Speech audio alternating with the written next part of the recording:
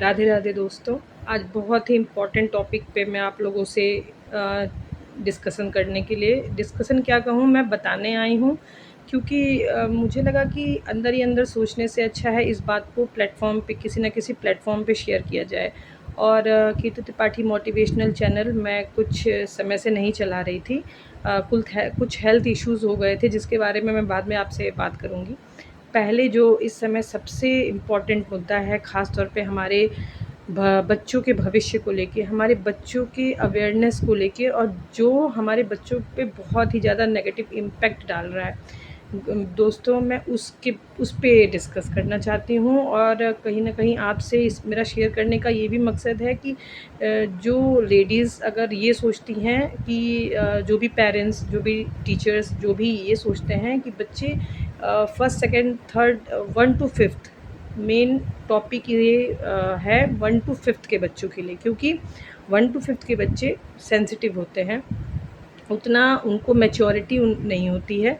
और लेकिन दोस्तों, कहीं न कहीं इस समाज का, इस सोसाइटी का, और सोसाइटी नहीं, टेक्नोलॉजी, मेन तो हम टेक्नोलॉजी कह सकते हैं, मूवीज़ कह सकते हैं, गाने कह सकते हैं, इन सब का हमारे बच्चों पे बहुत बहुत बुरा असर पड़ा है दोस्तों। मैं मुद्दे पे आऊँगी। आपका ज़्यादा समय ना लेते हुए मैं मुद्दे पे आऊँगी। आप लोग दिन भर मोबाइल में ना जाने क्या-क्या देखते हैं, लेकिन काम की चीज़ें बहुत कम लोग उठाते हैं, काम की चीज़ें और बहुत कम लोग सोचते हैं। तो पहली बात तो ये जो टॉपिक है वो ये है कि आज हमारे बच्चे, वो चाहें किसी के भी बच्चे हों, हर बच्चा ही हमारे कल का भविष्य है। और हर माता-पिता चाहता है कि हमारा बच्चा बहुत आदर्शवादी हो, बहुत संस्कारी हो। लेकिन हम भूल रहे हैं दोस्तों कि आज हमारे बच्चे क्या सीख रहे हैं, क्या सीख रहे हैं हमारे बच्चे। जिन बच्चों को 18 साल में, 17 साल में हमें पता होता था कि बॉयफ्रेंड गर्लफ्रेंड क्या है, वो आज आज हमारे बच्चों को फर्स्ट सेकंड क्लास में पता है कि बॉयफ्रेंड गर्लफ्रेंड क्या होता है। This is not fair. बिल्कुल भी ये मतलब डाइजेस्टेबल बात नहीं है, लेकिन ये फैक्ट है। ऐसा हो रहा है, ये सच है, ये सच है। आप लोग हमारे बच्चों को मैं एक प्राइवेट टीचर हूँ, तो एज़ अ टीचर भी मुझे ये नॉलेज है, और एज़ अ पेरेंट्स भी मैंने बच्चों के ग्रुप में देखा है, उनको बातें करते हुए सुना है कि आज की डेट में हमें लगता है कि अरे बहुत नामी स्कूल है, हमने अगर इस स्कूल में हमारे बच्चे का एडमिशन कराया तो उसे तो नेगेटिव चीज़ें, नेगेटिव इम्पैक्ट उन तक पहुँच ही नहीं सकती हैं।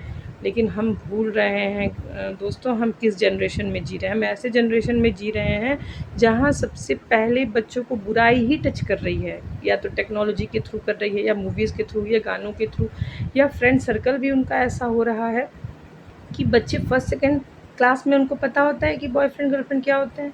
बताइए, ये कोई एज है पता होने की? और होता है, पेरेंट्स नहीं जान पाते हैं, उन्हें पता होता है हर चीज़, बहुत ज़्यादा बच्चे नोटिस करते हैं। और कुछ कुछ स्टूडेंट्स जो होते हैं, कुछ बच्चे जो होते हैं, वो तो इस हद तक भी, अगर कोई लड़की उठ के किसी लड़के से बात कर दे रही है, कॉपी इनफैक्ट मांग दे रही है क्लास में, ओ तेरे से बात करने आया था, ये तरीके का लेवल है बच्चों का, ये तरीके का। सोचिए गाइस, अब ये हमारी रिस्पॉन्सिबिलिटी बनती है, हम पेरेंट्स की, हम टीचर्स की, हम हमारे सोसाइटी के। ये बच्चे हमारे कल के भविष्य हैं, हमें उनसे खुल के बात करनी है।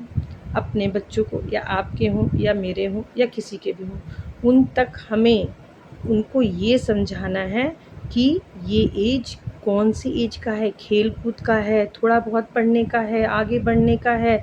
अगर बच्चा आपसे कोई ऐसा, अगर आपका बच्चा या मेरा बच्चा उससे किसी बच्चे ने ऐसी बातें कर रही है की हैं, या उसे पता है, तो उन्हें समय रहते दोस्तों इसकी शिक्षा दें, अपने पास उसको बिठा के उनको ये समझाएं कि ये उनकी कौन सा एज फैक्टर चल रहा है, इस एज में उन्हें कौन सी चीज़ें करनी चाहिए, और ये चीज़ें किस एज में होनी चाहिए।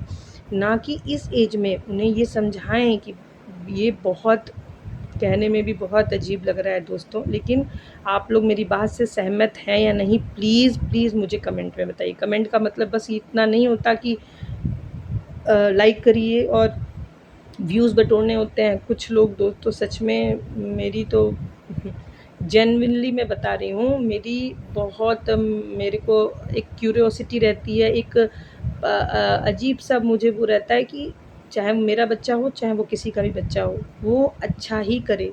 हाँ, देखिए हम सब बच्चों को नहीं सुधार सकते, बट जहाँ तक हो सके मैक्सिमम से मैक्सिमम बच्चों को हम एज़ अ टीचर मैं समझा सकती हूँ, एज़ अ मदर, और आप भी जो जिन-जिन लोगों तक मेरा ये मैसेज जा रहा है, वो अपने बच्चों से अपने-अपने घरों में अपने-अपने बच्चों से उनको बिठा के उनसे प्यार से पूछो क्या उनके साथ भी ऐसा होता है? अगर जेन्युइनली आपका बच्चा आपसे सब शेयर करता है बिना डरे हुए, तो आज ही जिन-जिन के पास मेरी ये वीडियो जाएगी, वो आप देखिएगा कि कितने बच्चे ये एग्री करेंगे और आपसे शेयर करेंगे कि हाँ, हमारे क्लास में ऐसी चीज़ें होती हैं।